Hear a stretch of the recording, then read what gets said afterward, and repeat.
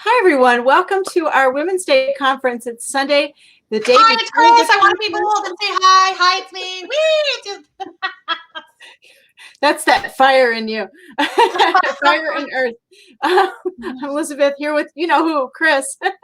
My goodness. Well, you should be celebrating. We hit 500 in the group, and oh my gosh. Yes, yes. And Coaching with Kris Fuller. Yay. yeah, well, we are having a great time. And Elizabeth and I, we talk every day. That's a great thing about us. And we're thinking how wonderful this experience has been. The Women's Day conference, all the women who are lined up, who said yes to us, who are coming to talk to us, all the women who are taking part. That's you.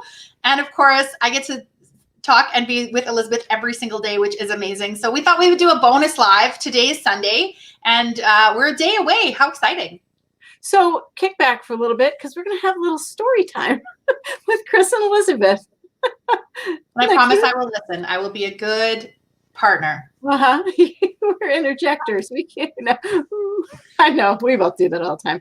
So super cute. All right. So I love what you were saying about being brave, bold, and being you. Do you want to just take it away? Yeah. So at Best Ever You, at Best Ever You, we have those themes for everything. Be brave, be bold, be you. There are so many times we run into things in our lives where you have to feel the fear and then embrace courage and do it anyway. It's our whole lives. If you remember back to maybe your first job, how nervous were you on that very first day? You don't know anything. You don't know anyone. That's a hard thing. And after you've worked at that job for a week or two, you're like, oh, this is easy. New person comes in, you go, you'll get it right away. Right. But it doesn't matter what the experience is. If it's something that makes us uncomfortable or you have to be brave, it takes a certain sure does.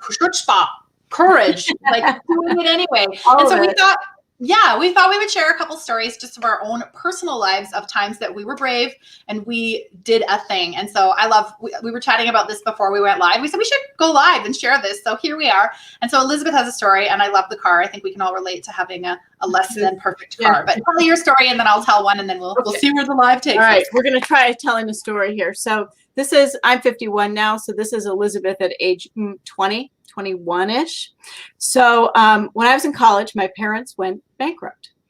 And that means I put myself through college, and I worked full-time at Sam's Club in Iowa. When I graduated from college, I moved to Minnesota and transferred that job with Sam's Club to Minnesota. We lived in my parents' room, in a room in my parents' house. We were married with a cat at the time, and we were broke. Literally, like, thank goodness for my parents, because I think I had like $20 in my pocket and maybe, change.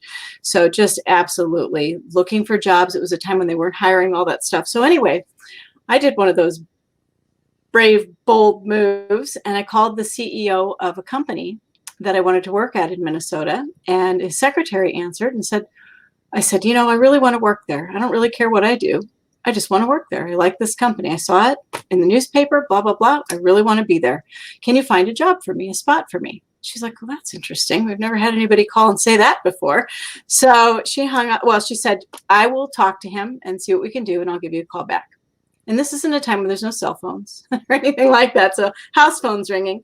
Anyway, she called me back and said, the CEO of the company would like to meet with you in January. And this is like 6 weeks away. So I get in my car, which is I don't even know what kind of, it was a Subaru. It was so rusty. It was just, And I drive up, and I'm like, oh my gosh, it's all windows. This whole entire building is windows. How am I going to get out of this car? So this car, neither door works. And it's a stick shift. So to get out of the car dressed in my suit to go meet the CEO with, like, you feel like everybody's watching because it's a windowed building, I climbed over the stick shift, rolled the window down, reached out the door and opened the door and got out of the car and went in. And yes, they were looking. There were people. Not that Subaru, right? Oh my gosh. They're hiring you, but it's still. I love Subaru. I understand how that would be uncomfortable for a young woman going in for a job. You want to present well. And it gets worse. It gets worse. So this is bold, brave. I think I put the $20 in gas to get there, kind of thing. Mm-hmm. So I go in, and I'm 20 something, it's a beautiful building, and they put me in a mahogany room. like a banker room. I'm like, I remember sitting there going, oh no, what did I just get myself into? Oh no, oh no, oh no, kind of thing. Anyway, I'm sitting there and he let me wait a little bit. The CEO walks in, he goes, that was a really graceful exit out of that car. So he saw it. I'm like, oh no. Anyway, oh yeah. But so long story short, I got the job. And I got the job that I grew into. I had that job for like a good 10 years. And I traveled all around the country and trained people with the Securities and Exchange Commission.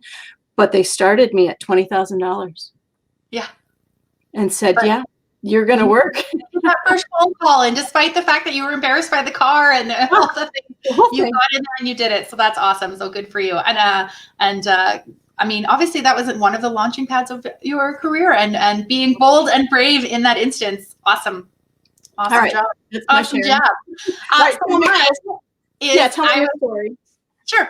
I was in graduating from education, University of Alberta education degree, and the boyfriend and I at the time had decided that we were going to move to England together and do a work experience thing there, and then come back to Canada and build a log cabin and have a family or whatever you do when you're that age. And weeks leading up to us leaving for England, he broke up with me. So it was devastating. It was heartbreaking. I honestly just at that time was really like, how am I going to go forward and do anything? And then I had this opportunity in England. And for me at that time, being a teacher, they had done all of the legwork for me. They were like, when you arrive, we will pick you up. You will have a bank account. Like I had things lined up because they were really, really needing teachers. And so I made the decision to still go on my own. And I was picked up and I was dropped off at a flat, because that's what they call apartments, with a gal from somewhere up Northern England. And we'd never met. And they're like, this is your roommate. This is where you live. You're on the couch for 2 weeks because we're still getting organized. And they're like, here's your bank, everything. And it was so weird and scary going there. And even I remember being in that apartment, the streets over there, like, in North America, you can find 1st Street, 2nd Street, 3rd Street, 4th Street, and there's a lot of grid work. You might get some boulevards and but there, everything is like Brickyard Lane and Rosemary Drive and just all curly, whirly, swirly.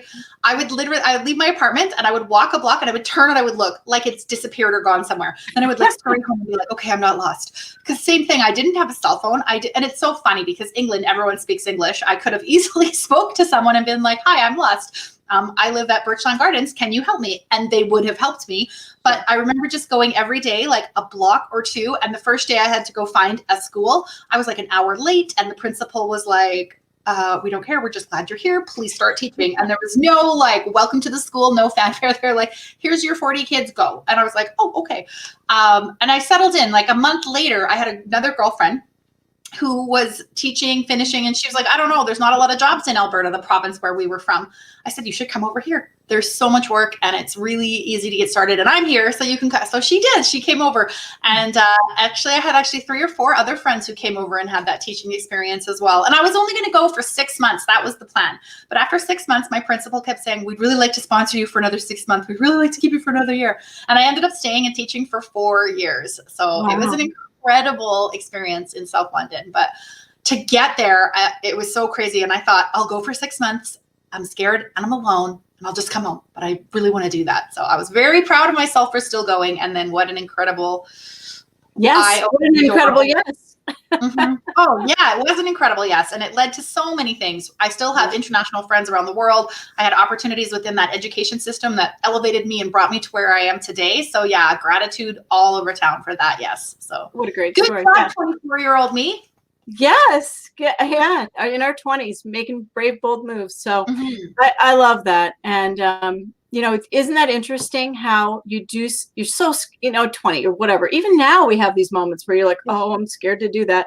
Yeah. And when you do it and then you go, oh, I'm so glad I did that. I'm so glad I did that. Like meeting you. I'm so glad we met in that huge women's group and learned Zoom. Now look, a women's I know. conference. I know. I love it. And now I'm so comfortable with you. I boss you around. I tell you what to do. I tell you what to wear. Great for me. It's perfect. True, I do that. But luckily for Elizabeth, she's a strong woman. She fights back. She's like, I'm not doing that. Anyways, we have a beautiful relationship and we actually collaborate really, really well together. Of course, I'm teasing her right there. But wrapping this up, the be bold, be brave, blah, blah, you say it because I can't. Be brave.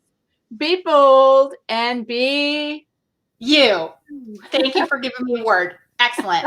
We would love to hear from you. If you have a story about a time that you were brave or bold, please share with us below. And you know what we're going to do? We're going to give away a t-shirt or something. t-shirt. Yeah. We have t-shirts. I'll put a picture up. You can choose your color, and they say be brave, be bold, be you. And they are beautiful t-shirts, really nice. We both have them. We're not wearing them right now, but I'll put up a couple pictures of us. Elizabeth has a pink one and I have a blue one. Actually, I have a couple colors. Maybe you do too. And so share with us a story, a time you were brave, a time you were bold, and then we're going to select at 6 o'clock this evening, Pacific time, the winner. So you have all day to watch this and to write about it, and we'll write the instructions in the video comment too. So if someone doesn't watch the whole 10 minutes and 45 seconds, they can still know what to do and they can still play, enter to win. Yeah, and keep inviting people to the conference. Oh my goodness gracious. We're, I don't know if we'll get to 1,000 by tomorrow, but we can sure try. We sure can. Everybody invites one friend. We're there. Boom. I know some of you have already invited like 50, like 20, like your whole list. And we love that so much. We're just excited to be here with all these lovely, lovely ladies. All right. Take care, everybody. Thank you.